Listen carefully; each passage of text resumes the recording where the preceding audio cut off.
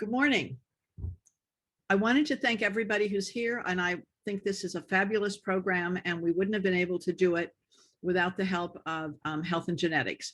Our moderator for today is going to be Ann Hubbs, and I know a lot of you know Ann, and a lot of you know she was really, although this isn't an official bio, she was very active working with CDC during COVID. So she's been a busy lady.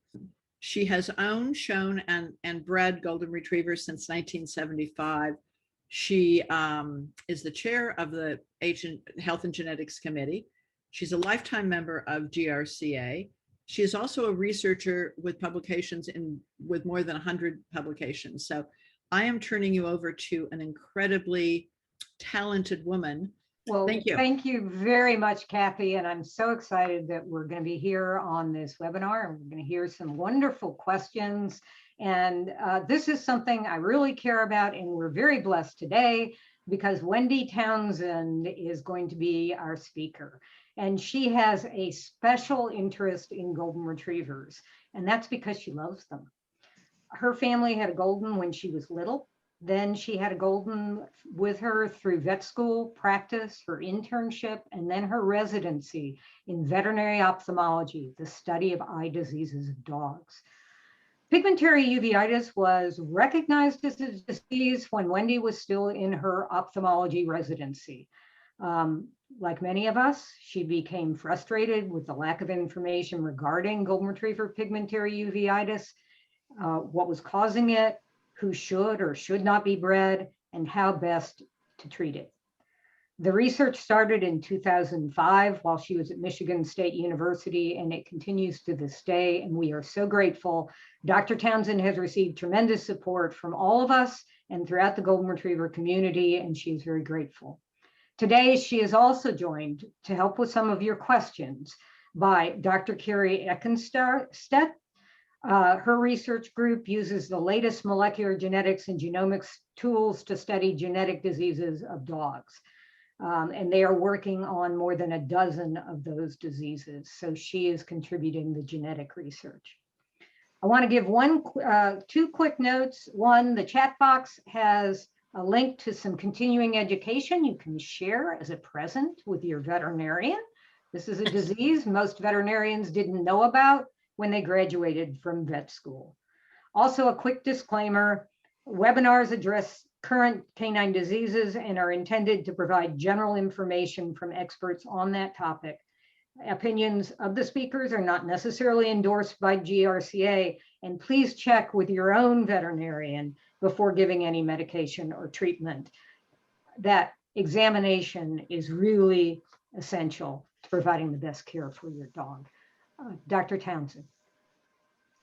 So thank you all so much. I'm thrilled to be here. It's great to have a chance to talk to you all, and I really appreciate all of the support that you all provided for the research. So this is great. I also want to give a shout out to VetVine. They are the ones that have the link to the talk that your veterinarians can use for free, thanks to sponsorship through AKC and the Canine Health Foundation.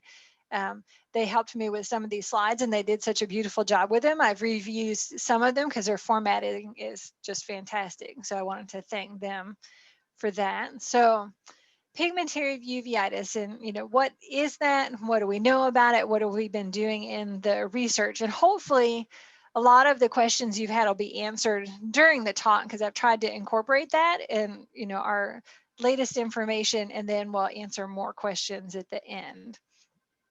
So just a little review so everybody's on kind of the same page, because we're going to talk about some of the parts of the eye to make all of this make sense. So this picture is not a golden's eye, because we've got now, hopefully everybody sees the husky with the beautiful blue iris. So we've got the iris here, that's the colored part of the eye that stands out quite nicely with the blue, and then the pupil, which is the opening back into the back of the eye. And so when we're doing the exams looking at the golden retrievers, this area is where we're doing a lot of the looking, because what you don't see right here is the lens, which is clear and sits right behind it and is where the pigment gets deposited in pigmentary uveitis. And we've got pictures coming up that show that. one of the really big keys when we're doing the exams to get a good look in the eye is dilating this pupil. So that's why they'll get the dilating drops, and then you have to wait 20 minutes before we can finish the exam, so we can really open that pupil up and get a good look at the lens and be able to really look in the eye and look behind the iris. So when we look at this image, is this cutting off the top of the image for you all, or is that okay? Okay. Okay, perfect. So this is a cross section of an eye. There's no quiz at the end. You don't have to know all the parts, but the eye is looking over here to the left. So we've got the cornea, that's the beautiful clear front part of the eye that usually is kind of translucent, so you just look right through. The big areas to focus on, here's the iris again, that colored part of the eye. Here's the pupil, the space, and then the lens behind it. And then where this star is, this is really where all of the changes, or the big significant changes, are taking place with pigmentary uveitis. So this is a really difficult spot for us to look at during our exam, and is why we've done some of the ultrasound exams that we'll talk about later. So this is a really key area. When we talk about the cysts, we're going to talk some about terminology and parts of the eye, again, to try and sort out the uveal cyst versus an iris cyst versus a ciliary body cyst, because there's several different names out there that can often cause some confusion. So I got interested in pigmentary uveitis again during my residency, was when it was being described. So I know everybody has excellent Goldens. This is one of the world's best Goldens. This was my Golden that I had going through vet school. And then when I was in practice and my internship and my residency, he did not have pigmentary uveitis, but seeing all the other Goldens being affected and not having answers, was very frustrating. So it's important to know when we talk about uveitis, that is a really big umbrella term, and that just means that we have inflammation inside of the eye. And this gets important because golden retrievers can have uveitis for lots of other reasons besides pigmentary uveitis, and then that's very different. So we'll talk about some of those reasons. Whereas pigmentary uveitis it's an inherited condition. We see it only in golden retrievers or golden retriever crosses, and it's predominantly in the Goldens that have the North American bloodline. So they don't really see it in the European or the Goldens in the UK. So not all uveitis in a Golden is going to be pigmentary uveitis. So we can see lots of infectious diseases cause problems. So it doesn't usually cause significant inflammation in the eye when we have pigmentary uveitis. And we don't usually see problems in the back of the eye. So this image, we're looking at the retina of a dog. We've got their optic nerve, so that's the cable that carries the information back to the brain. And then all of this tissue that's kind of waving at us like a veil is the retina. And that acts like the film in the camera and captures the image. So this retina is detached. So this dog has uveitis, it's got inflammation in the eye, but this dog has an infection with Rocky Mountain spotted fever. So if we see that in a Golden, and that's why it has the uveitis, that's not pigmentary uveitis. That's an infectious condition that we need to treat. Or the image on the right, this is a Golden retriever. So this dog comes in, it's got this little nodule here, the kind of hazy stuff you see looking through the lens. It's also blind because its retina is detached. So this is a Golden retriever that's infected with a fungal organism that we see a lot in kind of the Midwest and through the southeastern United States called blastomycosis. So again, if you have a dog and a Golden and it gets diagnosed with uveitis, that doesn't necessarily mean it has pigmentary uveitis. And in both of these cases, this is nothing genetic. This is all infectious. And then the same here. This is a dog that's got cancer. So we're seeing a lot of inflammation inside of the eye, and these are clumps of neoplastic cells or cancer cells sitting here. We've got some hemorrhage. So we could have a Golden, because Goldens have a lot of issues with lymphosarcoma or lymphoma, that can cause inflammation in the eye. Again, that inflammation is because of the lymphoma. So that's not, that's not something that's pigmentary uveitis. So it's really important to sort those out. Again, same thing here in this eye.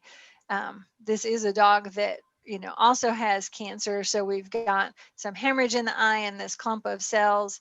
So again, not pigmentary uveitis. And the reason I highlight that is sometimes, owners will email me because they've got a golden retriever who's been diagnosed as having uveitis, and they're worried that it's pigmentary uveitis, and they're, reading about that, and they're worried about breeding. And really it's, it's in the same category, but it's different, because here we need to address the underlying cause. So we need to look at the infection that's there, or we need to treat the cancer. So it's really important to remember, not all uveitis is pigmentary uveitis. It's very specific. So then you go, well, how do you know when it's pigmentary uveitis? Like, how do you tell it apart? And so the distinguishing feature, the hallmark feature, the feature that has to be seen to diagnose them as having pigmentary uveitis is this radial pigment on the front of the lens. So this is our lens, and the lens is, if you imagine an M&M with a candy coating, it's got a candy coating or a capsule that's on it, that's the outer layer, and that's where this pigment gets stuck. So instead of being nice and clear like before, we've got these little radial lines. It looks like spokes on a wheel. That's the pigment that's being deposited. Here we have kind of a clump of pigment. These are a couple little tiny cataracts. We often will see those because they're areas the lens doesn't really appreciate having the pigment touch it, so we'll get little tiny cataracts associated with it. Or in this image again, all these radial streaks of pigment and some other little kind of spokes behind it. This thing that's not quite a complete circle that you'll see in a lot of the images, that's a reflection from the flash on the camera. So just ignore that when you see it. And this other kind of little shape here, those are my fingers reflecting, holding open the eyelid. So just, you have to kind of look through that part. Those are little extras that show up in all of our pictures. And so a question that's a very fair question that's come up a lot and been a big concern for breeders is, are all ophthalmologists, grading and diagnosing pigmentary uveitis the same, or are people using different criteria? And so we wrote an article this summer. I was one of the authors, and then the genetics committee for the ACVO chairs of that all participated in. It's this article here that was published in our veterinary ophthalmology journal. This is one, if people want to read it, it's available free online. So the Canine Health Foundation sponsored making this an open access article. So anybody can click on it and read it. There's no charge. You can access it online. And we went through and talked about diagnosis, and for the OFA exams, what we want to see for ophthalmologists to make a diagnosis of pigmentary uveitis. And we've asked on the form, we can check the box, but then there's an area for us to make comments.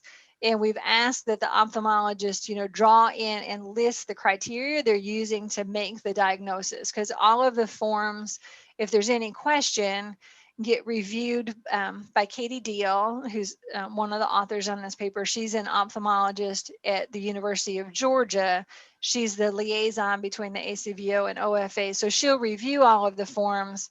So now with this criteria in place, if they don't list the criteria, she's going to call the ophthalmologist and say, what were the criteria you used to make this diagnosis? We want to see the radial pigment. It doesn't have to go all the way around. It could be often really early. It'll just be kind of a little quadrant or a couple of clock hours, but that's the key feature that we need to see to make the diagnosis.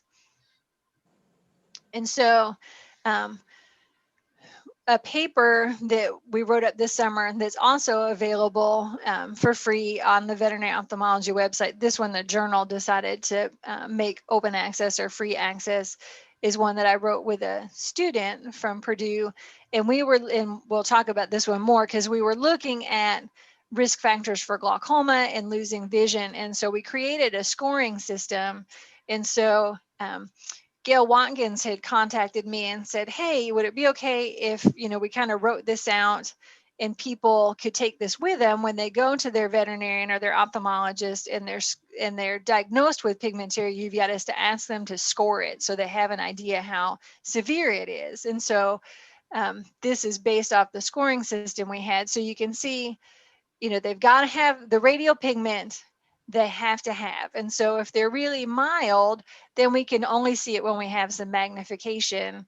Then as it gets, more extensive, it gets so you can't see through very well. And we'll talk about Synechia, where I have pictures, but that's where the iris is getting stuck to the lens, down to where we start getting glaucoma. And then also we had scored kind of the number of cysts, and so they can score the cysts too. So I can share this later, and people can use this if they want to take it in, because that's a way to then, if you're wondering about the diagnosis or wondering how severe, this is a way to have that and see the criteria that they're using to make the diagnosis. And the owners who had taken it into their ophthalmologist said their ophthalmologists were like, oh, this is great, and we're happy to fill it out and mark things to be able to provide that scoring. So there have been some questions in the OFA Blue Book. There's the list of diagnostic criteria. The key one that we have to see is that radial pigment that we have the pictures of. The other things that we may see, but that aren't enough to make a diagnosis by itself, are seeing more pigment in the iris. And I've gotten some pictures of that where it starts to get darker in color. So that can be something that gets noted, but that by itself is not enough to make the diagnosis of pigmentary uveitis.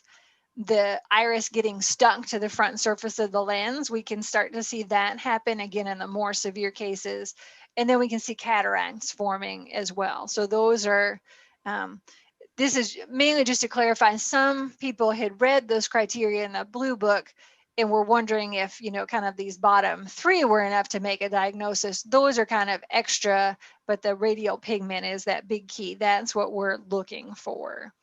So Wendy, I want to ask one quick question. So are the iris cysts, are they incidental? Because that seems to be where everyone seems to start to see that they might have an issue. Yep. So those are ones. I've got a couple of slides. It's a great question. I've got some slides coming up to talk about those, because they definitely are quite important. And we'll talk about kind of the number that makes us more concerned and what we found when we followed individual dogs over time as far as a risk factor. So we'll definitely, I've got a lot of slides, and also talk about kind of their position and some of the different names they've had, because that's led to some additional confusion for people. Thank you. So that's a great point we'll be sure and cover. So when we talk about ages for pigmentary uveitis, 8 to 9 years of age tends to be the typical age for it to show up. We have a range of kind of 1.5 to 15 years. So 1.5 is quite atypical. And I've got some slides coming up to sort of show more of the usual progression. It's usually around 8, sometimes 6, very rarely kind of 4, and really unusual to be as young as 1.5. And then some dogs will be quite old when they get it. So they might be 12, 13, 14. Some of those dogs haven't had consistent annual exams. So if I look at 15 and they have some pigment, I don't know if they've had it a year or two or if it just happened. But, some of them, this is one of the things that makes it quite challenging, is if they're 15 and it shows up, hey, your Golden's 15, and that's fantastic and amazing. And so there's lots of great stuff there. And, if they're fairly mildly affected at that point, that's great too. And so a very fair question that I've been asked before is, hey, how much of a big deal should we make about pigmentary uveitis? I mean, Goldens have, problems with hemangiosarcoma. They have problems with lymphoma. Like we have, if they're getting to be 15, that's fantastic. So we have, a lot of very significant conditions to think about that absolutely are really important, when you're making breeding choices. And if we could have pigmentary uveitis, so they didn't get it until they were 10, 11, 12, and it was mild and just little bits of pigment, that wouldn't be, you know, a bad thing if we could get it. And so we get that, because the times when it's difficult, and it's all a balancing act, the times when it's difficult are when we have Goldens who are really severely affected and they're like 6, 7, 8 years of age, and they're ones who get glaucoma and end up being blind in both eyes. So like I think of a little Golden who was a guide dog who was only 6 when she was affected, and she was quite severely affected by the time the diagnosis was made. And so she ended up being blind in both eyes, and her owner, because that was his guide dog, he was just absolutely devastated because he loved the dog and now she couldn't guide for him. Or you have an older dog, you know, like the situation I have with my Golden now, who has pigmentary uveitis. Well, he's in the middle of being treated for lymphoma. He's also developed glaucoma. So we're having to work to keep his eye comfortable for the glaucoma, because he's not really a great surgical candidate at the moment. So, you know, that gets challenging when we get into the severely affected one. So that's why we're really wanting to be able to understand the disease better, be able to have, you know, provide guidance so that we can make really educated decisions about who's being bred and who's not, so we can decrease the risk, and then, but not, you know, throw out good genetics that are in there. So the hard part is, though, it means that there's really no safe age. So I can't promise that, oh, if they made it to 10 and don't have it, you know, they're not going to get it. So that's why, you know, the lifetime eye exams are recommended. And when I show some of the data from SURF, it's really encouraging that people are doing that, because we're seeing the average ages going up. So that's an excellent thing that's happening. Who gets it? It's all Golden. So it's either Goldens or Golden crosses. So usually the Goldens cross with lambs we're seeing in guide dog programs. And then with the popularity of the Golden Doodles and sort of the length of time that's been popular, we're starting to see some of those crosses also showing up with pigmentary uveitis. So far, males and females appear to be quite equally affected. So it doesn't appear to be any type of sex-linked trait. We also haven't really seen a difference in whether they're spayed or neutered or not, or whether they're intact males or females. The data gets a little bit skewed because a lot of them either are older when they're having their exams, so especially females have been spayed, or, you know, potentially they had either, because if they got pigmentary uveitis, they were neutered. So we see it skewing a little bit towards the altered animals, but it doesn't really appear, you know, we'll still see intact animals that are having it. So I don't think that change in hormone levels is causing differences in the intensity or severity of the disease. So one of the things that's really challenging with pigmentary uveitis is early on, there are really very few signs. There's not much that an owner is going to be able to see to know that the dog is having changes in their eyes. So these are 2 really mildly affected animals here. Occasionally owners notice a little bit of redness here in the conjunctiva, the little pink tissue overlying the white part of the eye. But that's something that'll kind of come and go. And then it's hard to know, well, is that, you know, allergies, or especially if they're dogs that are, you know, going outside and playing in tall grass or doing field work, whether that's the cause. So they don't usually squint. They're not usually doing anything to act particularly uncomfortable. And so these early stages where we tend to do better if we start treatment, it's really easy to miss unless they're getting screened. So it's a good reason to encourage, you know, people buying puppies to do yearly screening exams, or at least screen them like every 2 years, starting around age 2. Before 2, whether they're going to get pigmentary uveitis or not, they're all are going to look beautiful as far as, you know, not having cysts and, you know, not having pigment.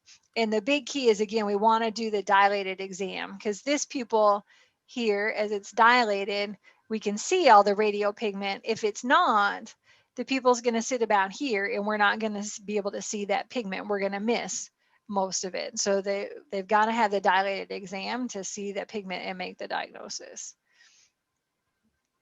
So another thing that we look for, or if you've had a golden who's been affected that your veterinarian may talk about, is a thing that we call posterior synechia. So it's our big fancy word to mean that the iris here has gotten stuck to the lens behind it. And so that's this piece here. So now it's sort of cemented down.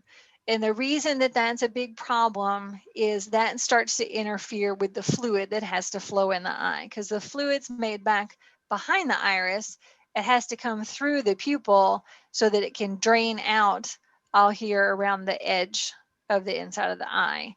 So if that all gets sort of cemented down, it's sort of like putting a plate over the drain in your sink. Your drain might be okay, but the water can't get there to drain out. So this is a big risk factor for glaucoma. So when we see this, this is something we really want to monitor when we're following individuals who have pigmentary uveitis. And one of the things that we'll do sometimes as part of their treatment is prescribe a medication called tropicamide. And that's the drug that we use to dilate in their pupil. Because what we're trying to do is basically on purpose move the pupil back and forth every day so that we hopefully keep it from getting stuck down, so that we don't get those adhesions, so that hopefully we can avoid problems with glaucoma. Another thing we get is this stuff we call kind of fibrinous material. It looks like cobwebs inside of the eye. So all this kind of swirly stuff that's sitting here is not supposed to be in the eye. And it looks like Spider-Man got in there and started spraying webs everywhere. And that stuff is thick and sticky, and we get a bunch of it. We get a bunch of it behind the iris where that fluid has to flow, and it starts gumming everything together, and can be a big reason for us to get for them to develop glaucoma. So that's one of the other big risk factors. Is one of the big things we're trying to watch for. And you can see, like in this eye, all this part where the pupil looks all kind of ragged and smudgy, it's all stuck here. Mm-hmm. And then this weird picture below, which hopefully I've forgotten to give my caveat warning of, I know eyeballs gross some people out. I often forget that because I find them fascinated. So my apologies, but this is an eye that has pigmentary uveitis. It had to be removed because the patient had developed the glaucoma. So we took the front covering of the eye off, the cornea. This is the iris, that colored part of the eye. And now we're peeking underneath it. Here's the lens. And then this part of the eye here that we can't really see very well during our exams is what we call the ciliary body. So when you've heard the term ciliary body cysts, this is where one of the places where the cysts, which are little like water-filled balloons, can form. And so that material gets all stuck over here. And the problem is this tissue also makes the fluid inside of the eye. So when it gets all gummed up, the fluid can't move through and can't drain.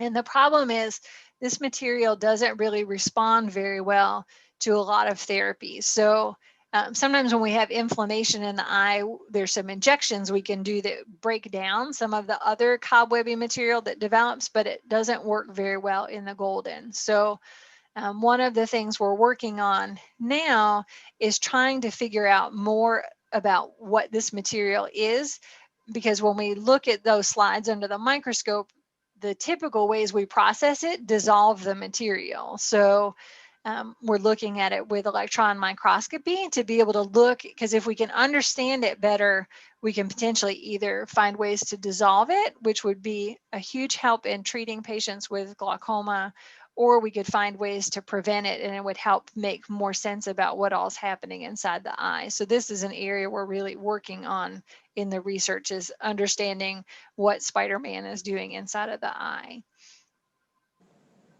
So glaucoma, really kind of the reason most dogs with pigmentary uveitis end up losing vision is if they develop glaucoma. So glaucoma ends up being a bad deal because they lose vision, it damages their retina, but it's also painful. So people with glaucoma often say it's like having a migraine or having a horrible brow ache. So they don't usually walk around with their eyes closed, but they're usually not quite as active.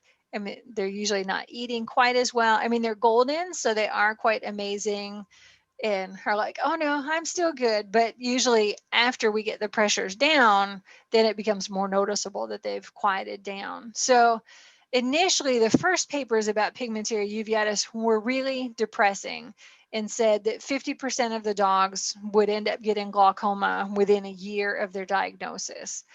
And that was very typical for what we were seeing, because we were seeing them really late in the disease process. So we were seeing them after there was lots of scarring, after there was lots of the spider webs, after we had lots of the pupils stuck down, and there's not any way to reverse those changes. What we found, our more recent study, the one that we had published this fall, where we had a group of dogs that we were following, those dogs were generally all diagnosed much earlier, where there were smaller amounts of pigment, and they didn't already have, you know, like in this image, they didn't already have their iris stuck down. They didn't have the cobwebby stuff in the eye. Those dogs did much better, and only 17% of them got glaucoma. And a couple of those were really severely affected at their first visit, but most of the rest of them were not, which means we're doing better if we're catching it earlier and having them be able to maintain vision throughout the rest of their life. So that, you know, that's been very encouraging. Another thing that we can see that can cause problems with vision loss is cataracts. So 30 to 40% of the dogs with pigmentary uveitis will have a cataract or an opacity in the lens. Most of them, though, are tiny and don't interfere with vision. So this dog has a cataract that's impairing vision. So it's completely white. You can't see through it. The dog can't see out. We've got lots of areas where the iris is stuck down. We've got the pigment glopped all over the front of the lens. And so the difficulty here is they're usually not very good candidates for cataract surgery, because they tend to have a lot of complications with glaucoma afterwards because of all the changes that have happened in the eye and all the scarring that's already there. But thankfully, that's really a smaller number that get cataracts that are this advanced. So glaucoma is really the area we're trying to target more, just because that's usually where we're having more painful eyes and losing more vision. So the darkening of the iris, this is a little bit of a bugaboo in that we certainly see, here's a dog, these are some cataracts here. This is a little cyst and another little cyst friend next to it. We've gotten the pigment that's on the front of the lens. And this whole iris used to be more of this orangey brown little patch here, but it's getting darker and darker. So starting to look kind of more and more like dark chocolate. And that's because this pigment that's floating around is getting stuck and sticking in the iris also. So we can see that along with the radial pigment and go, okay, yep, that's pigmentary uveitis. We have to be really careful, though, unless it's a dog that, you know, we've been following, to just look at a dark iris and say that that's pigmentary uveitis 1, we need to see the radial pigment. But the problem is, and this is not the greatest picture, there are some Goldens that from the time they're born have a really dark, like, you know, dark chocolate colored iris. It tends to be ones who have the lighter coat colors. But if you looked at this dog, you know, it's almost, you know, verges on being black, but this is the color this dog's iris has always been. And I've done multiple exams on it from the time it was little, and it doesn't have cysts and it doesn't have pigmentary uveitis. So a dark eye color by itself is not, you know, that's not a basis to diagnose pigmentary uveitis. So I just throw that out, because sometimes, you know, ophthalmologists will worry if they're seeing the darker color, but it's really important to, you know, watch it and see if it's changing, because there's just the variation according to the dog's coat color. So now we get to really kind of the big bugaboo, or a topic that brings up a lot of questions, which is uveal cysts. So when we look at this eye here, we've got a big giant cyst here. So they're like big fluid filled floating water balloons. And so they may still be attached, or they can float around free in the front of the eye. Here's one that's hiding behind the iris. They're kind of shy. A lot of them like to hang out there. And then we'll have other ones where they'll collapse. So I tell people, imagine you have like a sticky water balloon and you throw it at the wall, and so it sticks and collapses. If they're loose and bouncing around the eye, they can either stick on the lens and collapse, or in this one's come forward and is collapsed on the back side of the cornea. And you can see it still has kind of a stalk. It's still attached back behind the iris. It has a friend that got stuck on the lens. It's got a bunch of little friends here next to it. And you can also see kind of the variation. This one's a little darker. These are kind of lighter. So I'm going to come back to the cysts some more. We'll talk a little bit about treatment, but the cysts are a whole kind of topic unto themselves. So treatment-wise, things that we do when we diagnose pigmentary uveitis, starting topical anti-inflammatory therapy does seem to slow progression.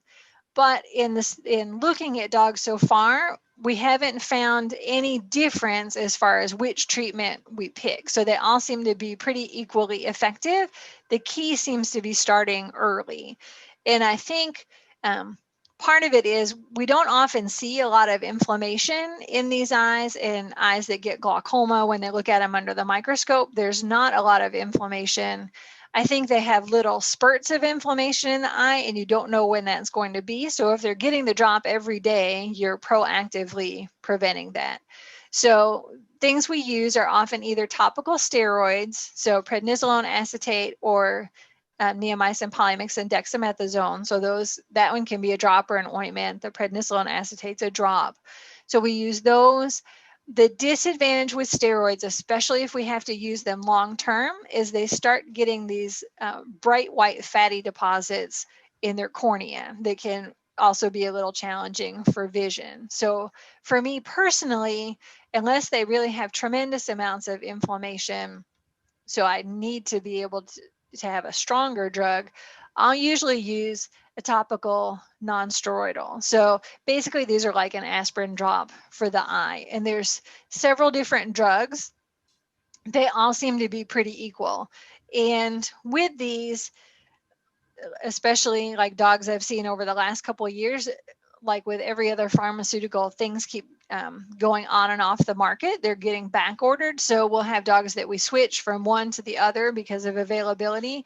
And I haven't seen differences or big changes in the control in between times. So these I use really pretty interchangeably. It's more whichever one we can most easily access.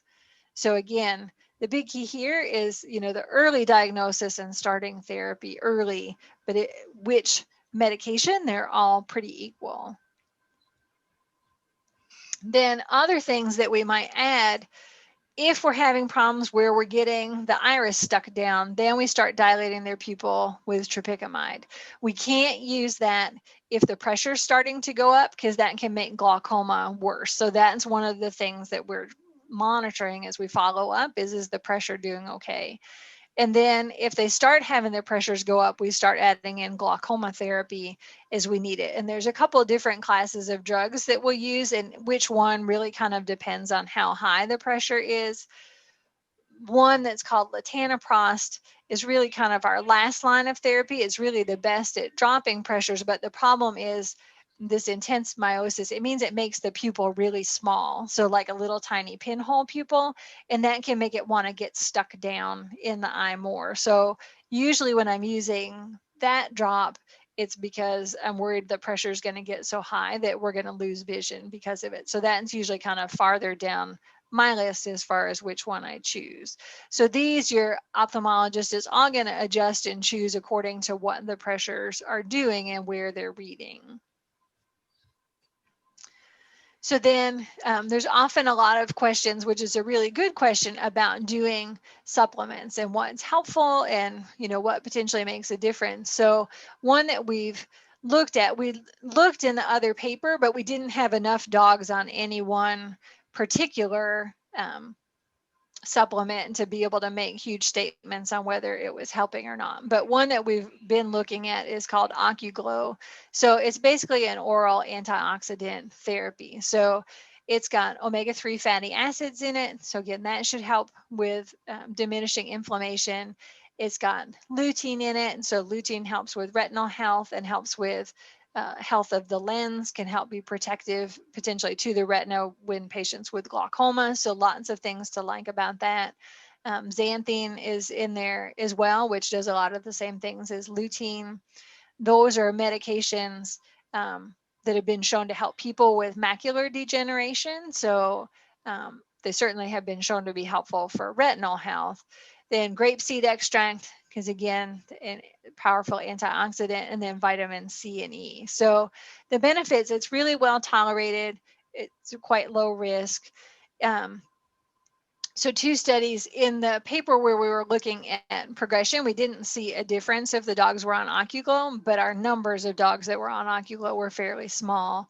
In another study where we're finalizing the data, we had dogs that we diagnosed initially, and for either the first month or 3 months, depending on how severely affected they were, we did our typical therapy, and then we added in Ocuglow at the same time. And then we were comparing how much they changed as far as pigment and other scarring inside the eye from that baseline to the next year while they were on the Ocuglow. And what we found was, I was hoping it would be like a slam dunk difference, but what we ended up have been finding so far is that in a year, they changed about the same as they did in the first 1 to 3 months. So it may be helpful. It may be slowing things down. Also, potentially something else people could do, because the disadvantage of Ocuglow is it gets a little more expensive, is you could also provide omega-3 fatty acids by doing things like feeding a fish oil supplement, which a lot of Goldens, or at least it seems like a lot of Goldens, are already on that. So continuing that, and then you could get the Ocuvite, which is the product for people that's got the lutein and the xanthine, and you could supplement that to be able to add those antioxidants.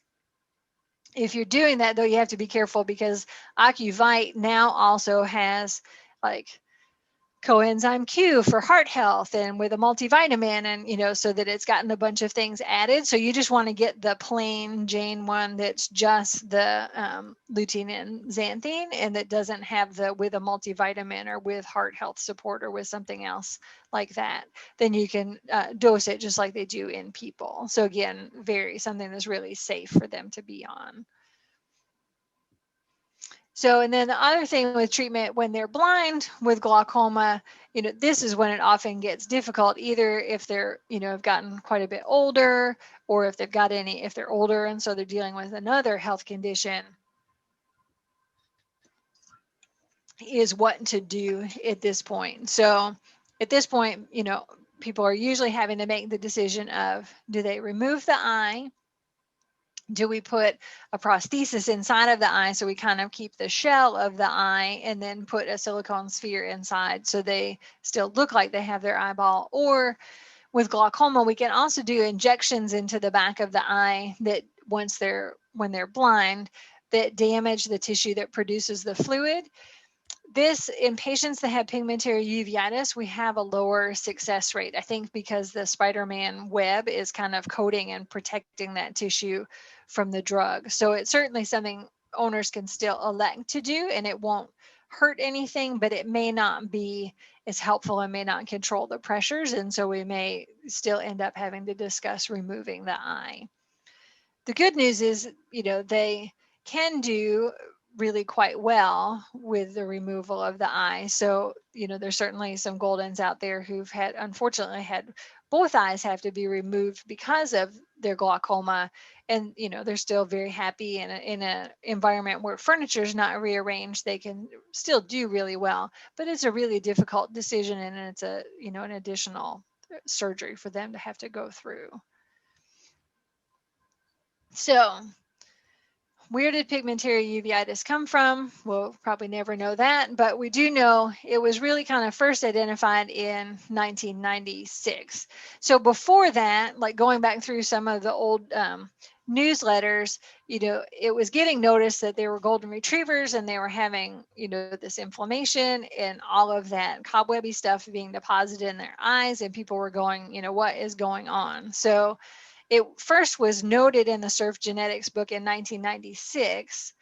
The first publication came out about it in 2000, and and then it got reported on the SURF forums in 2001. So it makes it challenging, you know, trying to look back through pedigrees, only because before that it's not going to be listed. So a dog could have had pigmentary uveitis, but it wasn't recognized as an inherited condition. So, you know, it's pigmentary uveitis is not going to show up on the form. So that makes it, you know, a little difficult trying to trace farther back in pedigrees.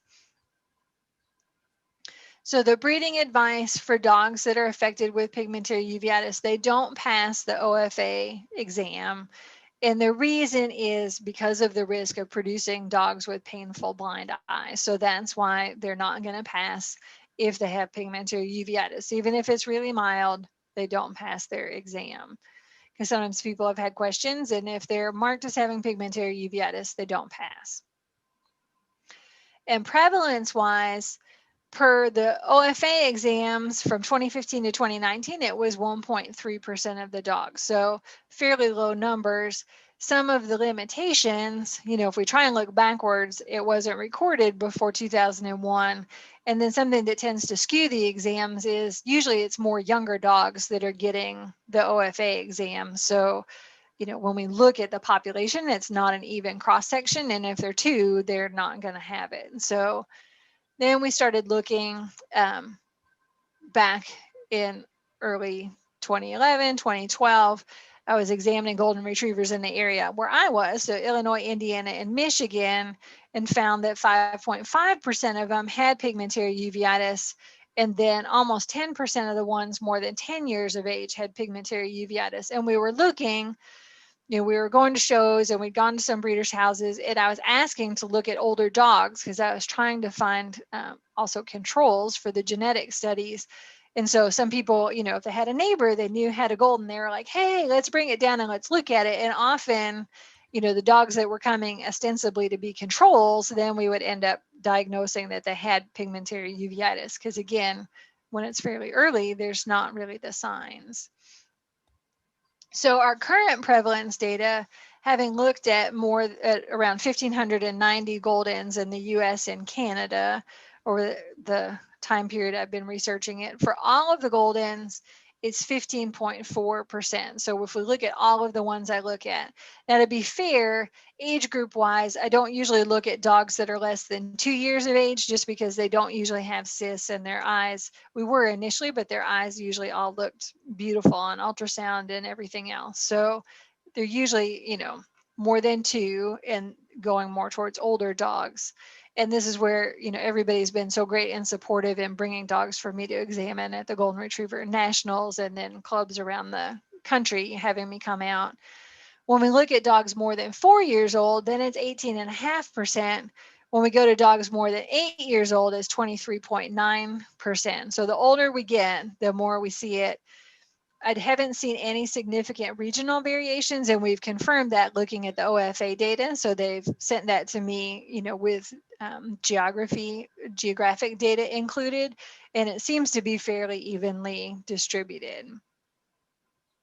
So in this image, this is unpublished data for a paper that we're working on currently. So on this side, we're looking at the percentage of the dogs. And then here we're looking at the age. And if they're blue, then it meant when we did their exam, we didn't see pigmentary uveitis. And then if it's red, that we did diagnose them as being PU affected. So what you can see is the older you get, the more dogs that you're going to have who are affected with pigmentary uveitis. So, you know, 0, 1, 2, they're not going to have pigmentary uveitis. 3, it's going to be pretty rare. 4, again, not very many. These are always concerning because if they're affected that young, the chance I'm going to be able to keep them, or whoever their ophthalmologist is going to be able to keep them visual if they live to be 12 or 13 is not going to be very good, just because that's a long time to keep going and have them avoid glaucoma. And then again, as we get out, you know, 8, 9, 10, then we're getting to about the 25%.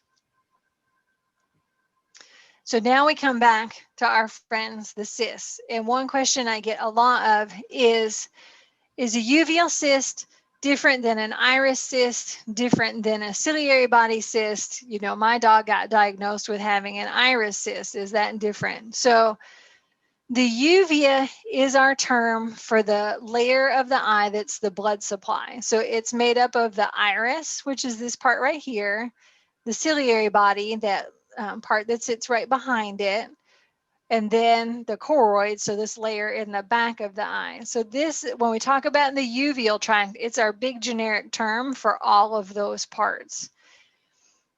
An iris cyst would mean that we knew it came from the back of the iris versus a ciliary body cyst saying we knew it came from the ciliary body. Unless we're looking on the ultrasound, we can't really tell exactly which of these pieces of tissue the cyst came from. So these terms really, people will use different ones, but really we should think of them all as being pretty interchangeable, because again, unless I'm looking on the ultrasound, I don't know for sure that the cyst came off the ciliary body. If it's floating up here in the front part of the eye because it came loose, then I don't know which piece it formed off of. So I want you to think of those all as being synonyms. So again, uveal cyst, iris cyst, ciliary body cyst. These cysts here, so we have a bunch of these are behind the pupil, and then this one's floating free in the front of the eye, or over here we have this whole cluster of cysts.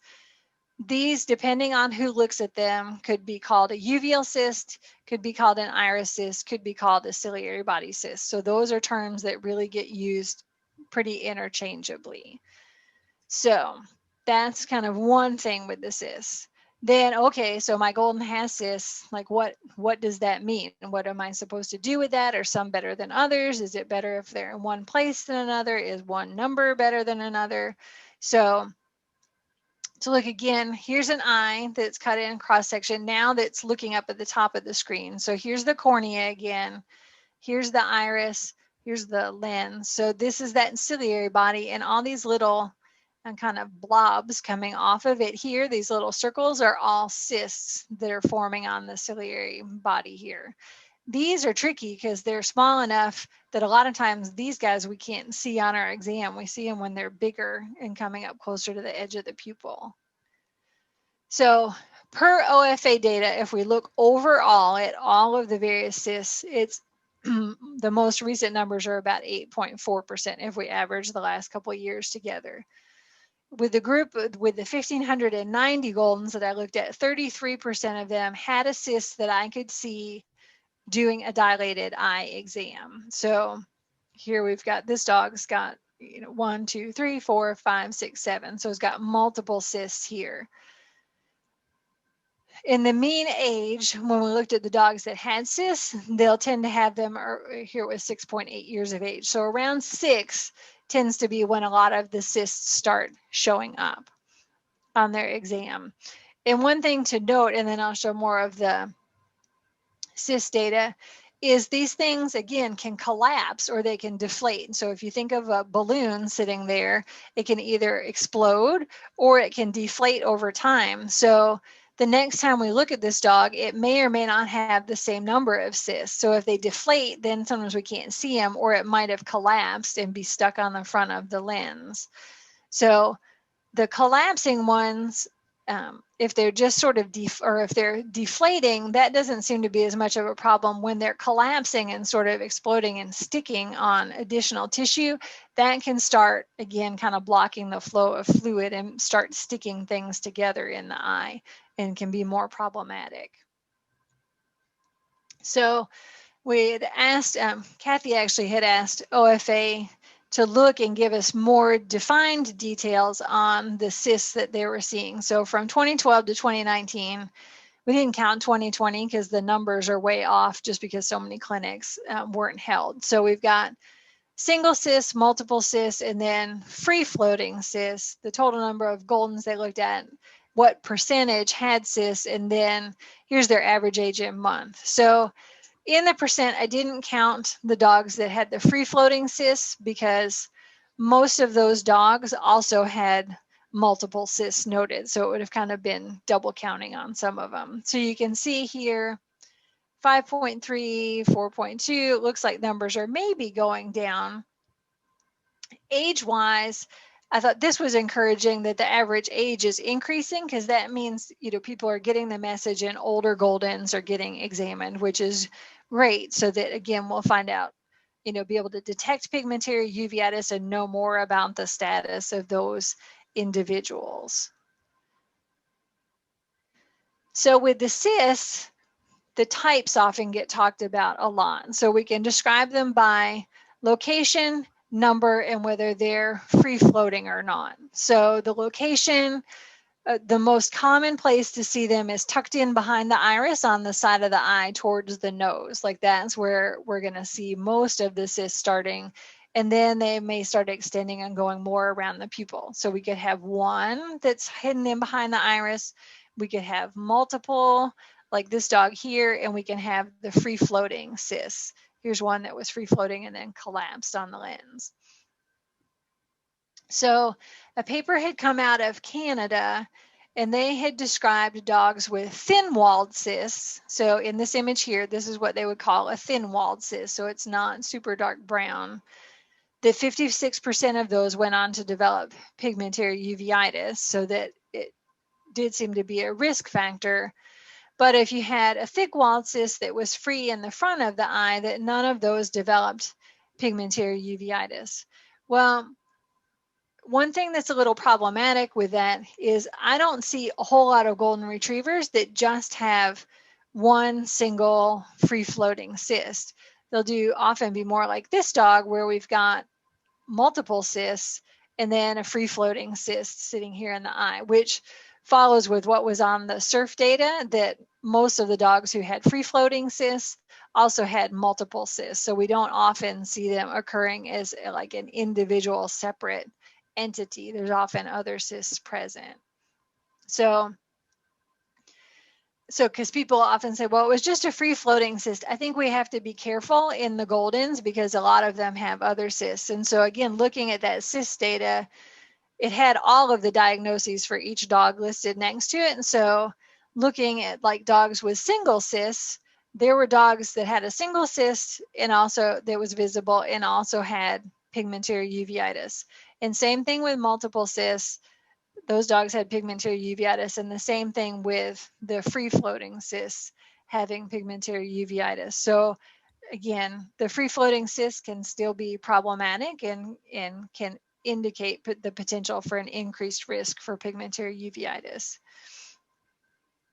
So looking at how many of those are going to progress and develop pigmentary uveitis, this shows some more kind of hiding back behind the iris.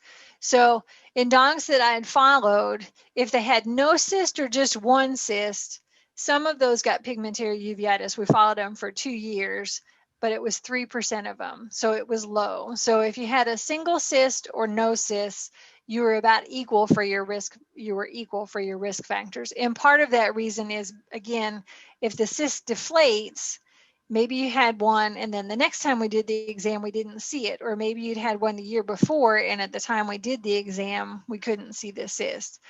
If you had multiple cysts, though, 44% of those had pigmentary uveitis at the recheck. So that significantly increases the risk for pigmentary uveitis. So dogs that have multiple cysts need to be watched more closely. So looking at the new data, the larger number of dogs that we'd followed, again, 40% of those with the cysts went on and got pigmentary uveitis. It's often kind of 2 to 3 years from the cysts, when the cysts are noted, to the diagnosis. And we note cysts in high frequency and pedigrees with pigmentary uveitis. So they're definitely a risk factor. Exactly how they tie in, we're still trying to figure out the genetics behind it, but a dog with multiple cysts like this is one that we're going to be very worried about. So not every dog with cysts is going to get pigmentary uveitis. So if they have multiple cysts, then instead of monitoring them yearly, I'll start checking them every 6 months again, so we can try and be proactive, be watching, and we'll consider starting topical anti-inflammatory therapy, trying to potentially ward off development of pigmentary uveitis. But I'm always very careful to tell owners, if they don't get it, I don't know whether it was because of the drops or whether they just were a dog that was going to have cysts and not ever get pigmentary uveitis. So that tends to be kind of the approach we take when there's multiples. So what do you do if you have a dog with cysts as far as breeding? So they pass OFA as a breeder option. On the form, we can mark them as single, multiple, or free floating. I caution people, if there's a history of pigmentary uveitis in the siblings or the parents and they have cysts, I would try and wait on breeding that dog. I would be concerned or more cautious about what could happen, and certainly avoid, if you've got a dog with cysts, avoid lines with pigmentary uveitis or dogs that also have a lot of cysts, because I think we're going to increase our risk of developing the condition.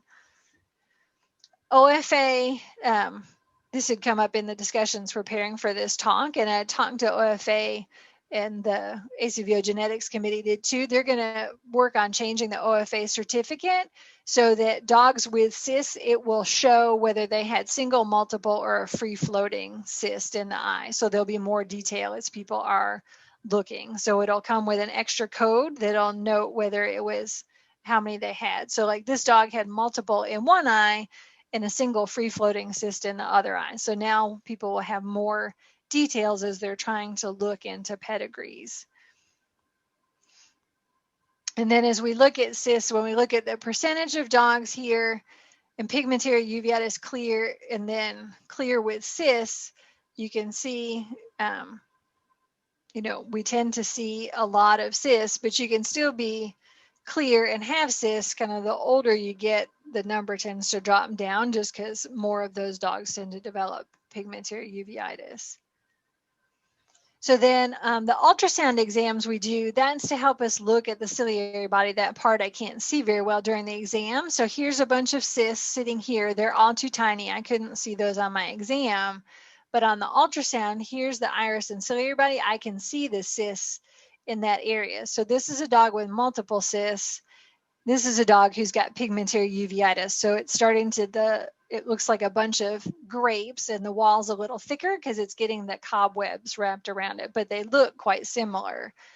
So when we look with the ultrasound, I find a lot more cysts. So now we're up to more like 70% of dogs who have cysts, and the multiple cysts and the pigmentary uveitis look really similar. So we don't find a lot of dogs that don't have cysts. So 70% of the Goldens. The thing that gets a little tricky is we also, from doing the research, can see it as an aging change across all of the breeds. So we do always see it when they have pigmentary uveitis. If we look on ultrasound, we always see those cysts, but it's not really turned out to be a very good screening tool. Again, because the older dogs, we can't sort out the aging cysts that we can only pick up on ultrasound from the cysts that are there because of, a risk for pigmentary uveitis. So that is not really a good screening tool. It's been a helpful research tool, but that's why we're not recommending everybody have ultrasound exams on their eye as a screening tool. Because again, percentage of dogs, the ones that have no cysts, and then the ones that are clear with cysts, you can see there's lots and lots of cysts. This year, where it looks like there's a big difference, there weren't very many dogs that we looked at. So that's kind of why that data is skewed. There was only a couple 15-year-olds. So this was just the paper where we were looking. If we're going to look for cysts, we've got to use the ultrasound biomicroscopy, so that high resolution, really high detailed imaging. And this is also where we found out that old dogs across all breeds starting to get cysts. Those beautiful little folded pleats, just like everything else as we get older, start to get a little saggy and baggy, and then we start seeing the cysts as those layers start to separate. So heritability of pigmentary uveitis, and this is where I hope I make Dr. Ekenstedt proud and don't mix up some of the stuff. So, because this is all her area. But what we find, it has a moderate to high heritability, and I've got another table that shows more, and it's predicted to be polygenic. So we've looked doing genome-wide array studies, so looking for markers to try and see, is there a specific area that shows up with dogs with pigmentary uveitis? And I've looked at a lot of dogs now and don't see a difference between our controls and from the dogs that are affected. So we think we've got multiple genes that are playing a role. So the study out of Canada, they had looked and constructed a pedigree and had suggested that it was autosomal dominant with partial penetrance, so meaning that it didn't always completely affect, that there could be changes in it, but a polygenic model, meaning a couple of different genes are causing the problem, would fit that pedigree also.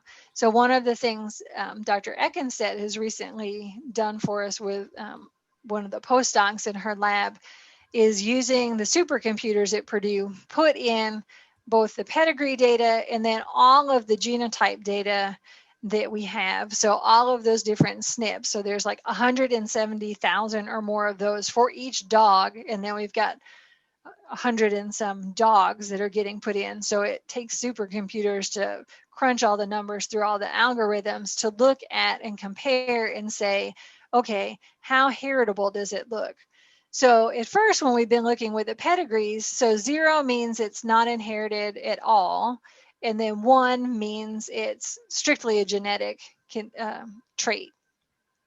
So looking at just the pedigrees, the red is the cyst of this pigmentary uveitis, and it's almost 1. So that looks very heritable, and was the reason we initially thought, oh, it looks like it should be, 1 gene.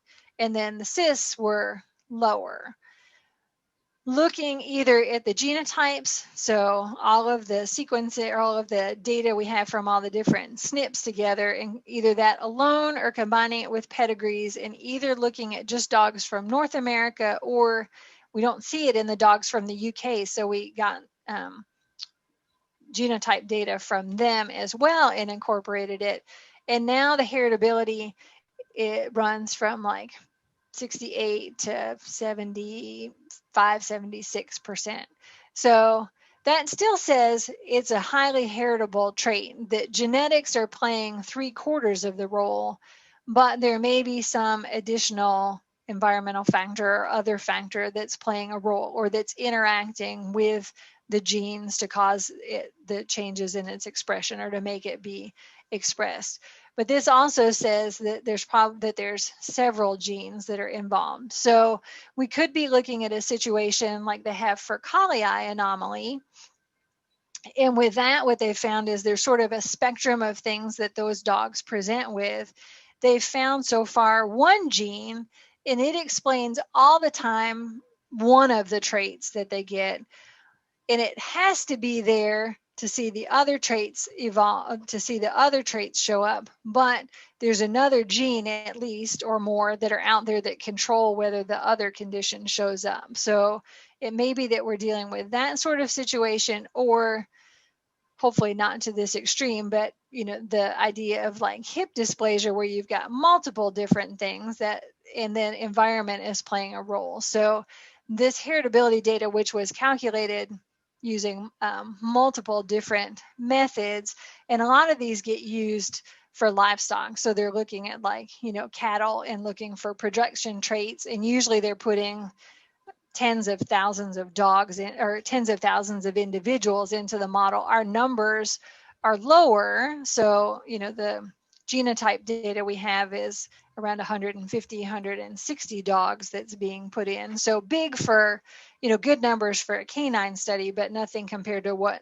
often gets put into these formulas. So that may be, also contributing to a little variability here. And then with the cysts, part of the difficulty there may be the fact that depending on when we look and how we're looking, we can't always see all of them. So those are all, like when we do the UBM, the ultrasound exams, we can't necessarily see every bit of the entire eye. So there's cysts that we could miss.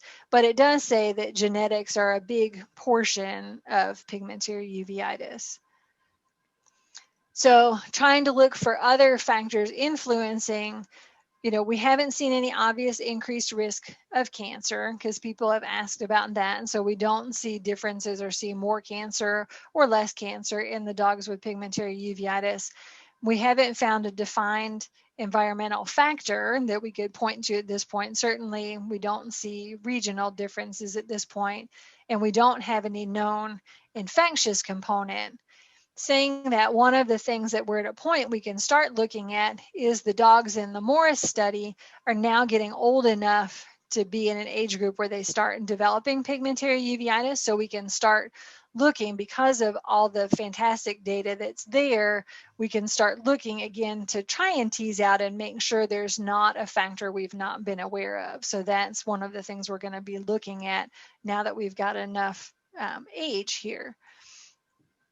And so the current research, we're trying to determine the genetic basis. So we're looking at sequencing more dogs, and then also now looking at RNA expression. So looking at the, what the genes are doing, because that can sometimes be a way to track down and locate where it is that we've got where we've gotten the mutation or where we have the changes.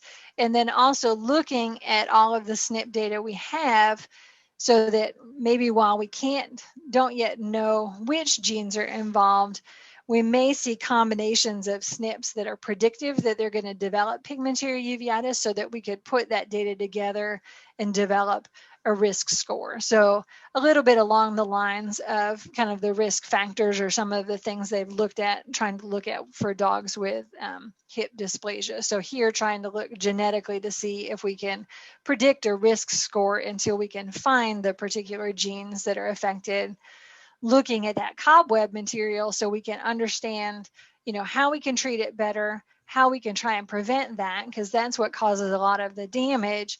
And if we know where it's coming from, that can help us also aim at, genes that might be involved.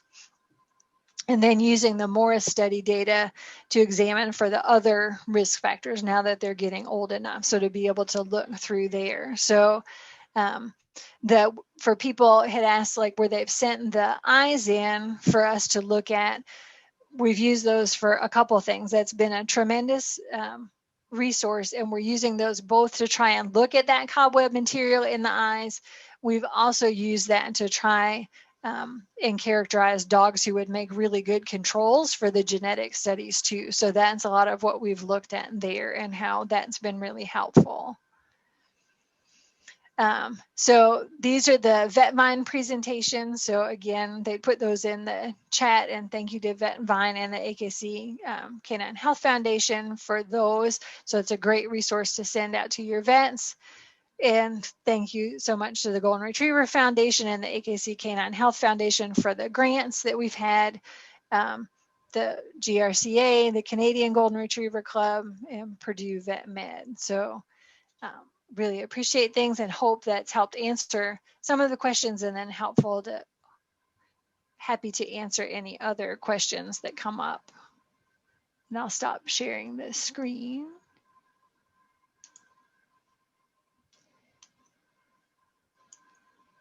Wendy, I just had a couple of things that were small questions, but with, and I was gone for a few minutes because of a thunderstorm. Oh no! So I lost my connect.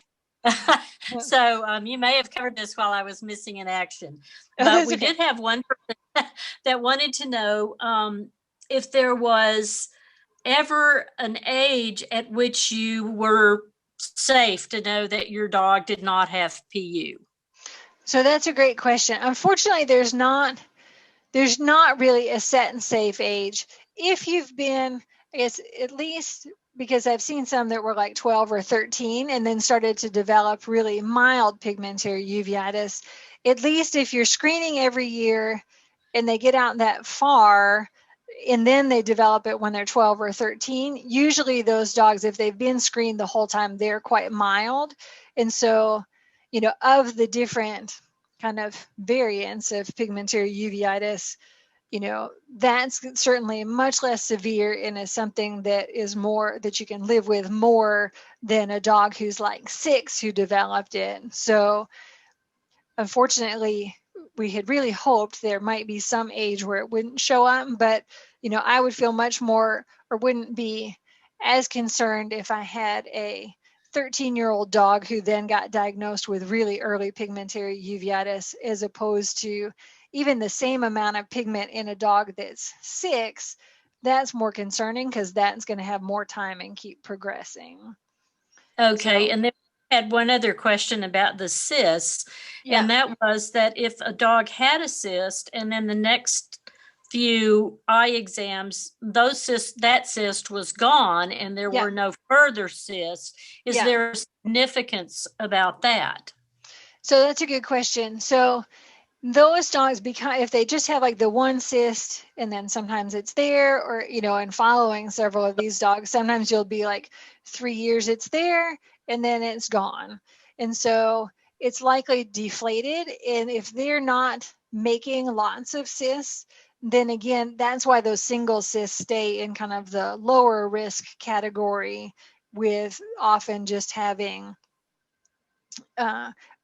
single being the same as none, just because again, we're not seeing, you know, them tending to keep producing lots and lots of cysts. So those are ones, you know, you still want to keep watching them, but I feel better about those instead of the ones that, like, well, we saw them at 2 or 3 or maybe 3 or 4. Well, then they had one cyst, and then we saw them back a year or 2 later, and now they're making more cysts, and they seem to be kind of cyst factories, and they're making more and more. Those dogs make me more concerned, because those are the dogs that more often are going on to get pigmentary uveitis. Now, can you hear me? Yes. This is a great question, and I just wanted to butt in here. Yeah. Is there any potential for a DNA test out there? Well, that's the part that we're trying really hard on, because if we could get it, so at the moment, the thing that's slowing us down is not lack of trying. And now I kind of joke, because when I started this, I was like, oh, well, the age of onset is so much older, you know, like having a breeding program and having a colony of golden retrievers and breeding them for this and following them would be problematic. Except now we've been working on it long enough, I could have had that colony and could, you know, have my whole bundle of golden retrievers that we've been following. So at this point, because it looks like we've got more than one gene involved, which also would make sense, and Kari can jump in and tell me if I'm like totally murdering this, but would also to me make sense with the fact that we see so much variation in the severity of the disease. So the dogs that are 13 and it's really mild, or the dogs that are like 5 or 6 and it's really severe, is the fact that we've got several genes interacting together. And so that's why we see the huge variation. And so our goal will be that hopefully we can find those and then have the test.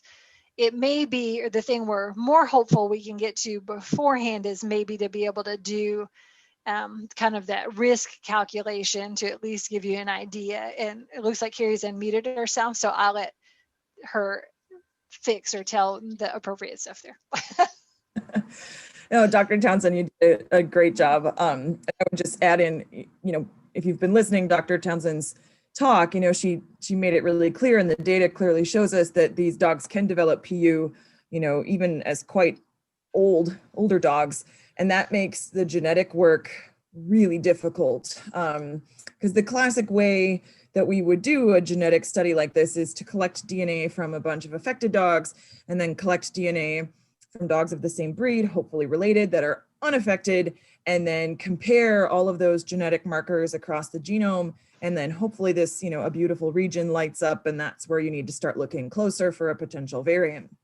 And when dogs aren't affected until, you know, 10, 11, 12 years of age, we can't even, just like we can't say there's a safe age that your dog won't develop PU, it's, you know, really hard to call those dogs good controls. We've done the best we can, but that makes the genetic work more challenging as well.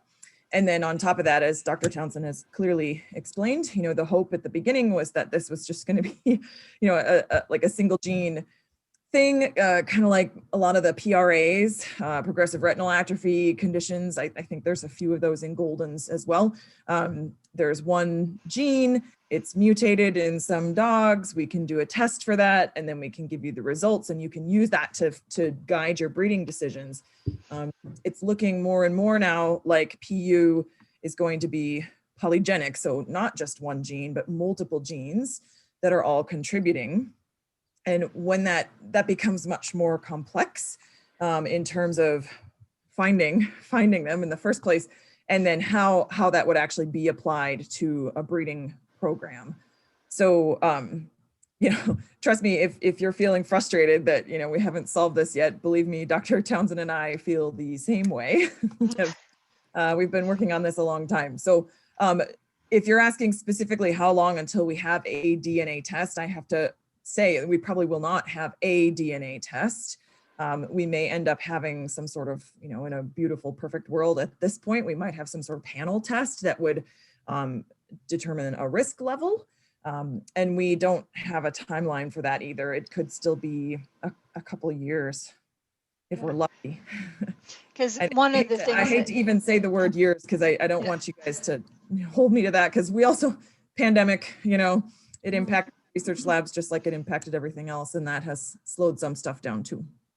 Yeah, because one of the things Dr. Ekenstedt, as we've talked about it, had said is because now we've got multiple genes and it's potentially the interplay between those, is you could have a dog who's a control, so they appear to be not affected.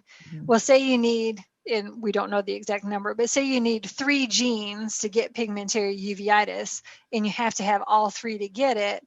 Well, you could maybe be a control and have maybe you have 2 of those 3, but you don't have the whole magic combination of the 3 together. And so again, it's made kind of being able to sort out, being able to just look and go, oh, look, who's different than everybody else, has made that part more challenging. So one of the other strategies we're looking at is to go, okay, in the really severely affected dogs, what's really similar between all of those guys? So instead of trying to look at what's different from the controls, is to go, okay, in the ones that are young and getting glaucoma, so the ones that are like the worst of the PUs, what's the same in those dogs and what's going on there? And with the RNA part, there where we're looking at RNA expression in the eye. So we're looking at, okay, in the tissues that are making the cysts and where we have this issue, what genes are they turning on, and what RNA are they making, to be able to better understand. There we can look at an eye that's not affected and an eye that is affected, and can go, oh, look, then we can compare and go, oh, look, this whole group of genes or this section of genes is really turned on. We see lots of their RNA, again, to kind of clue us in and say, hey, this seems to be maybe something that's involved because it's really turned on in these eyes that have pigmentary uveitis. So kind of another approach to try and be able to sort out which of the genes are involved.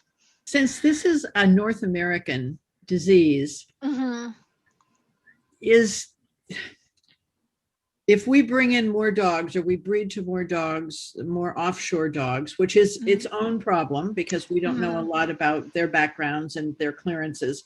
But if we did that, would that be a huge help, or would that just be a temporary stop until we infected those dogs and their gut? So I'll let Kari talk about parts of it. And I think you did bring up a really good point of, as you bring in other dogs or other lines, then you potentially bring in other issues. So most of the Goldens typically in the United States, or the North American ones, not just the US, but like we don't see a lot of primary glaucoma because like we do in, say, Cocker Spaniels, Basset Hounds, Bouviers. We see glaucoma usually because they had pigmentary uveitis. Some of the European lines of golden retrievers, they have primary glaucoma. So, that also would not be a cool thing to bring into the line. So it is kind of the trade-offs. And then that was part of why we took from the Animal Health Trust. That was why they shared DNA with us. So we were like, oh, okay, they don't get it. Can we compare those? Because they don't really see cysts very often in their dogs, and they don't see pigmentary uveitis. So we're like, okay, they've got this genetic data. We'll compare and see if that helps highlight a region, and still didn't have anything really show up. So, but I'll let Kari address kind of potentially the effect, and I guess part of it might depend on how parts are being inherited too, but. Yeah, I mean, for something that's polygenic and potentially highly complex, bringing in, even assuming you could bring in a dog from outside North America that was perfect in every way and free of PU.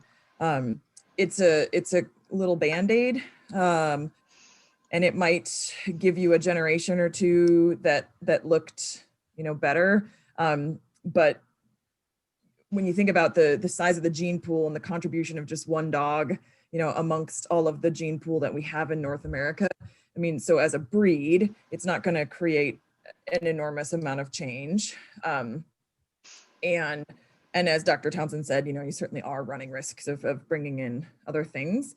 I wouldn't discourage you if that's something you really wanted to do. Of course, you wanted to just check, do all the normal checks and make sure you've covered all your other bases in terms of health.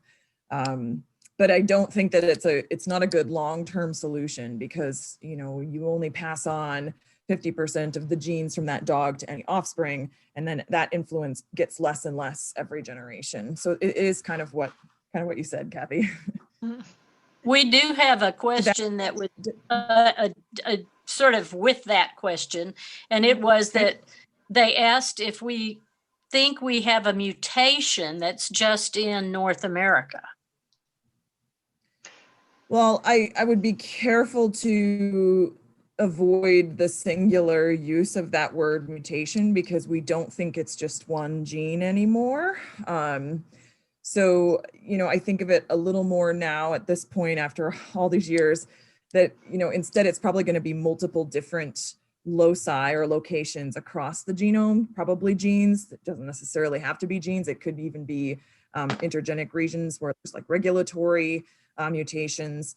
So to me, it's more of a threshold at this point, as Dr. Townsend kind of suggested that maybe there's 3 or 6 or 12 or some threshold level of particular mutations or variants at multiple different genetic locations that create, okay, now you've come across that threshold and now the dog will develop PU, or maybe you haven't quite gotten to that threshold and so that dog will not develop PU, but still could pass on some of those risk factors. And, we're still trying to sort that out. One of the questions is there. So did that answer your question? Yeah, that really helps, because as a breeder, I can tell you we're all struggling with what we should do. How many generations should it be back? If I have somebody says they have, I'm trying to find the question here, a daughter whose father was diagnosed with PU in the last 6 months, does that mean she should be taken out of a breeding program? We're all struggling with those kinds of questions. Yeah. So, I mean, I absolutely appreciate that many of you have put decades of effort into creating beautiful lines, and nobody wants to depopulate, right? Nobody wants to start over, and I get that. And I think at this point, because of what we don't know and what we do know, I would say, you need to follow the SURF guidelines. So, if the dog hasn't passed SURF, then you shouldn't be breeding. Of course. But if, right. So, but if you have an offspring from a sire that was diagnosed with PU, I think you have to understand that her risk factors from these multiple potential loci are higher. We still don't know if she's going to get PU or not, but the risk is higher. So I wouldn't say that you need to ditch her from your breeding program, but I would say you need to do a lot more due diligence to make sure you're breeding her to dogs that are lower risk in order to try to avoid reaching that threshold in their offspring, and knowing that she has the potential to have to already be higher on that scale, right? So if you put the bitch and the dog together and you reach that threshold, the offspring might get PU. So if she's already higher risk, you need to work harder to try to find a sire who is lower risk, while of course still considering all the other things you put into your breeding programs. Does that help? I mean, I realize it's vague and it's probably not the perfect black and white answer that everybody would like, but it's maybe the best we can do for now. I think that helped enormously, Kari. I have a question. I'm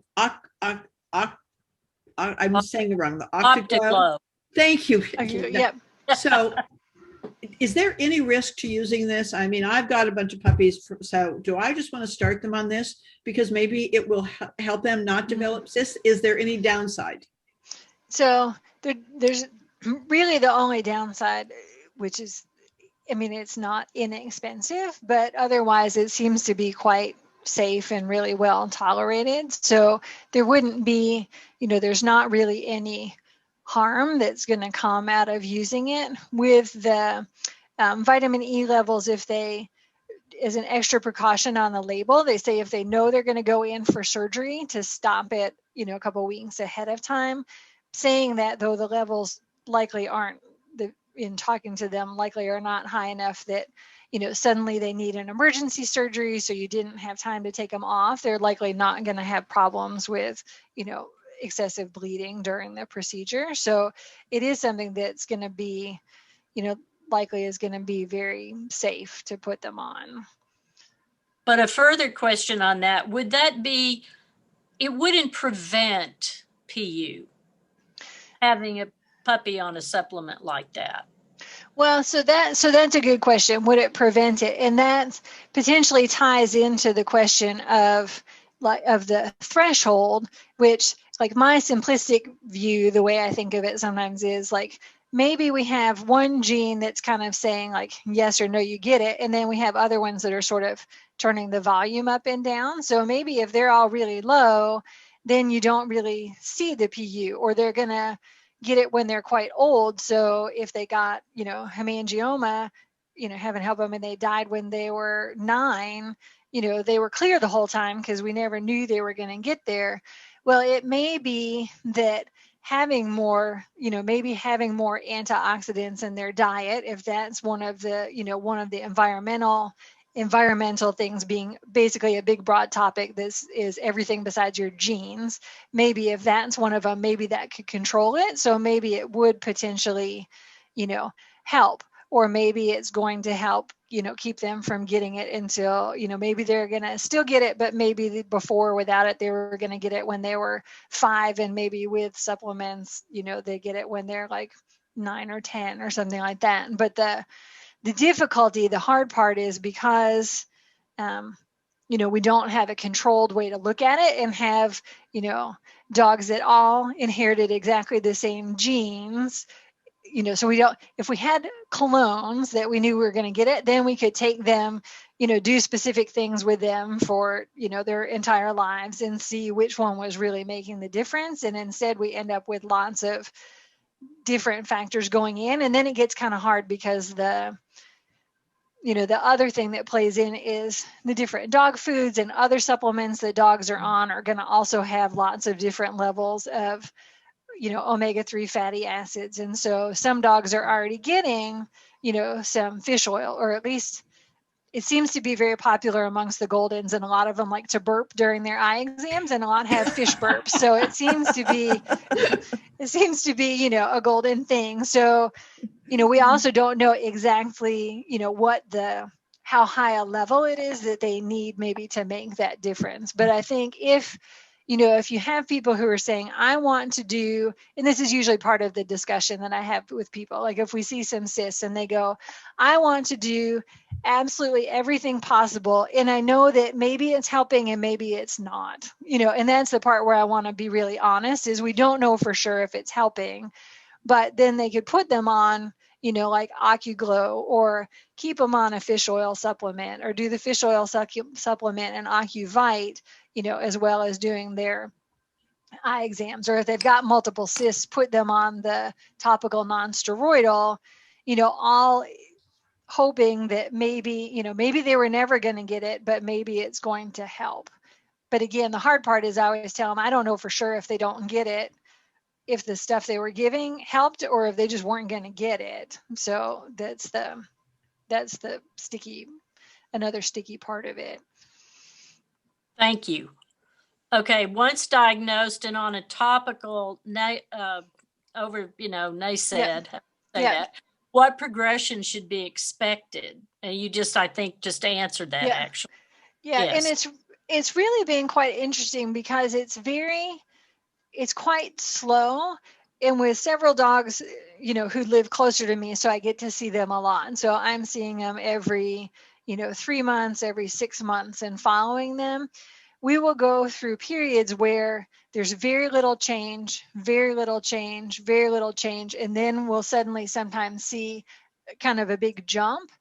And what I've wondered, and again, I don't know exactly what's happening, but what I'm suspicious of, or what I worry about, is that with these cysts, it seems like when they're rupturing more of the cysts that we have more of the difficulty. And maybe the cyst contents are where that cobwebby stuff is coming from.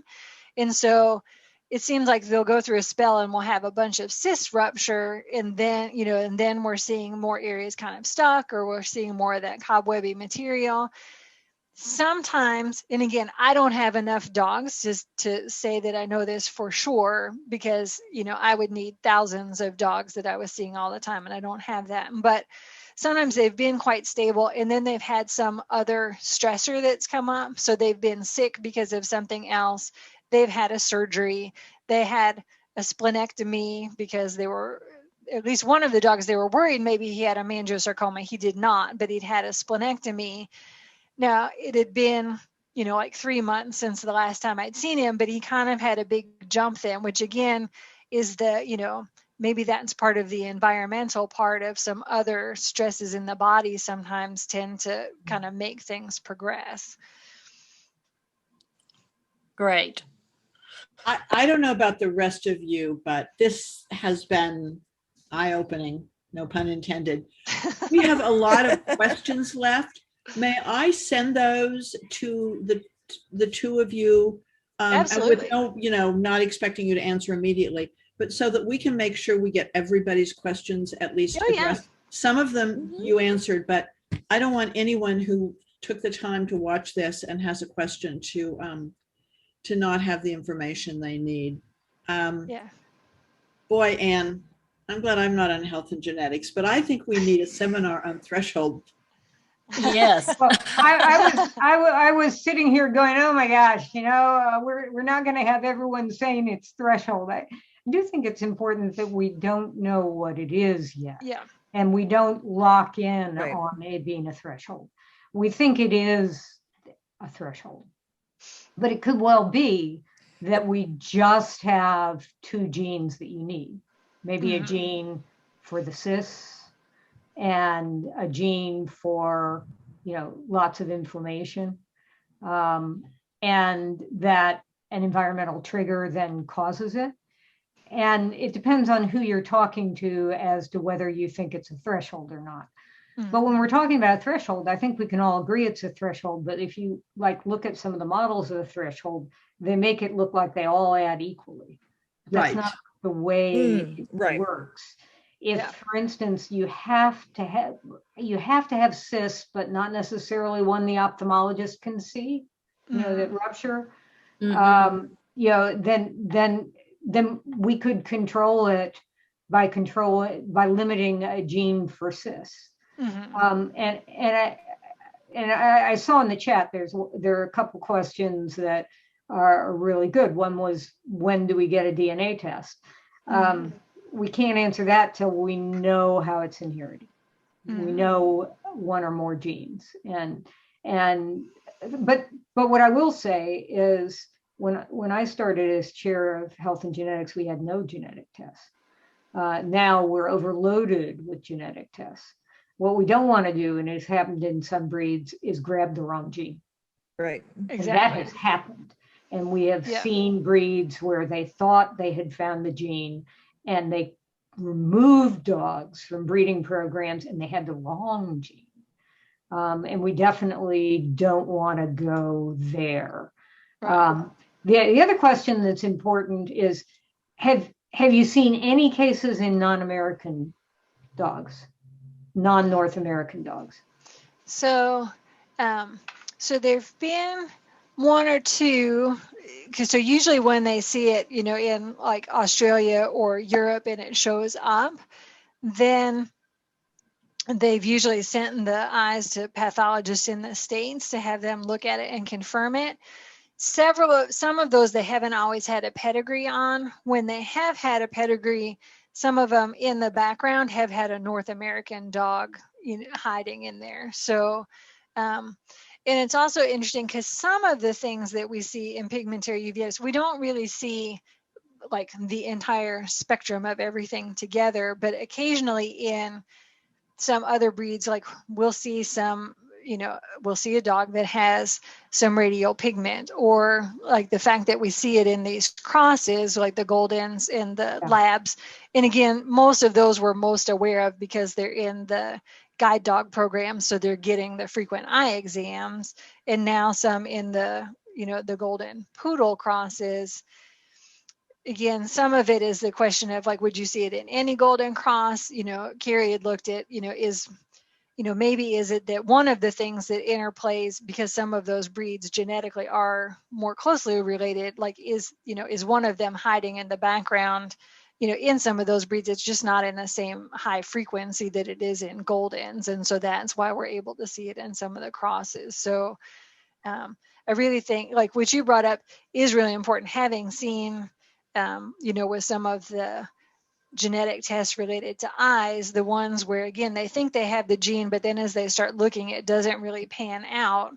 We really want to be careful and be sure, that we really do have something and that it fits, and that it, really fits across the dogs and makes sense, because we don't want people making decisions and be targeting dogs that are the wrong ones. So, and that's a little bit of the problem they've had with the Kali eye anomaly is, so with the Kali eye anomaly, they get a weird thing with blood vessels in the back of their eye, and then they get colobomas, or areas where there's kind of little holes in the eye.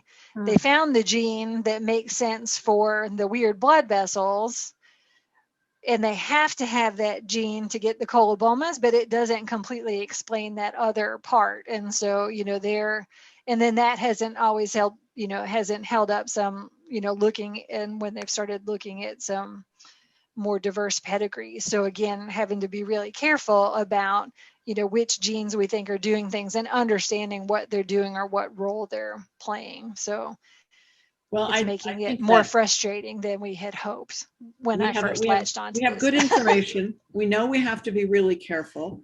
Yeah. We know we have, if we're going to have an animal in our breeding program that has some history of it, we need to be really careful. And I think that I hope everybody got a much better sense of the importance that cysts play, and we shouldn't just ignore them. And thank you for supporting our plea to OFA to change the coding. We think that's going to be so important, but it does mean that people doing breedings in the next year or so probably want to look at an eye exam form if they see that a dog that they're interested in has been coded as having cysts. Yeah. And it's also important, again, the age factor. So if the dog is 2, I would really not, like, a lot of those dogs are just not going to have cysts, because even if they're going to get them later, they're not going to have them yet. And their eye is going to look pristine, and it's going to look lovely. And so, looking back through the family history when you're looking at a younger dog is going to be important, just because, one of the things that makes the pigmentary uveitis is so rotten as far as making decisions is because it shows up so late. So, usually, again, more dogs are like 6 when they're having the cysts, and 4 tends to be when I see more of them showing up. So, looking at the age in association with their clearance is going to be important when thinking about the cysts as well. I have one final question. What can we do to help you in your research? So having people continue to, come to the clinics, encouraging people. So I don't know necessarily what people think now about being seen coming to the pigmentary uveitis clinic, but rumors that I've heard before, and who knows, they're rumors, so I don't know what people are really thinking. But one, people think that, everybody that Dr. Townsend sees gets diagnosed as having pigmentary uveitis. And that's not true. There are some dogs that I see that I go, no, like they have cysts, but I would not call them pigmentary uveitis yet. And, we need to keep following them. And that, people are also afraid to come see me or be seen associating with me, because then they're going to be, people will go, they have pigmentary uveitis, and they're kind of like, stay away.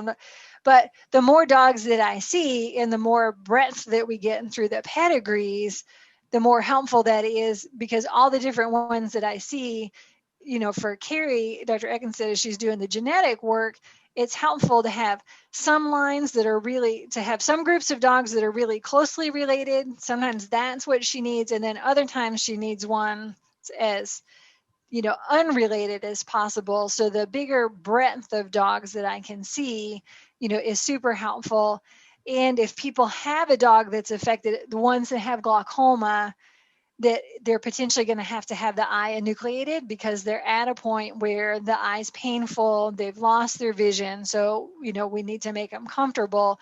If they can contact me ahead of time, because we want to look at the RNA expression, knowing ahead of time so I can send their ophthalmologist the special solution that the eye has to go in to preserve the RNA is hugely helpful, because the more of those samples that I have, also the better, you know, the sort of like a great chef, the more I give Dr. Ekenstedt to pick from as far as like this combination would be helpful or that one would be good, the more I have, the better. So either dogs that have glaucoma, letting me know, giving me, I need a couple days to be able to get it mailed to them. So letting me know ahead of time when they're setting up the surgery so that they can send that back to me, super helpful. Or, and I know this is a very hard thing to do, but if they have an older golden who's been clear, that especially if it's one that I've seen before and done exams on, and they're getting to a point where they're potentially going to have to be euthanized,